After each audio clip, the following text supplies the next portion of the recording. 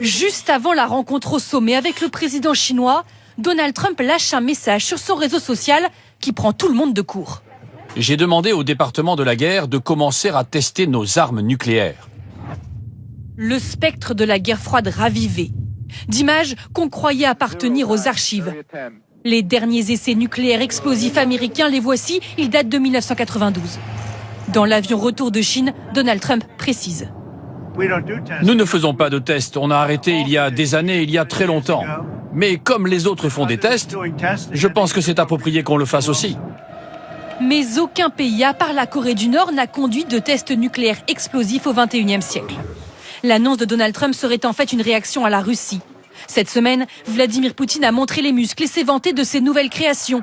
Le missile Oiseau de tempête et le drone sous-marin Poséidon, deux armes à propulsion nucléaire, ce qui leur donne une puissance rare, mais rien à voir avec l'arme atomique. En réponse, Donald Trump voudrait sans doute accélérer les tests sur ce même type d'armement. Mais revenir à des essais nucléaires serait dangereux et improbable selon les experts. Les vieux équipements de la guerre froide devraient être reconstruits. Ce serait difficile et cher.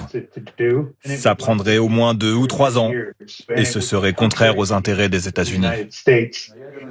Ce soir, le Kremlin avertit qu'une reprise des tests aux États-Unis aurait des conséquences. Même si Donald Trump se targue d'être la première puissance nucléaire mondiale, selon les chercheurs, c'est bien la Russie qui a le plus d'ogives. 4300 devant les États-Unis et la Chine. En fait, cette déclaration fait partie de la guerre de communication entre les 3 grandes puissances mondiales. Donald Trump essaie de réaffirmer l'hégémonie des États-Unis face à la Chine et à la Russie. Et ça aussi, ça a un petit air de guerre froide.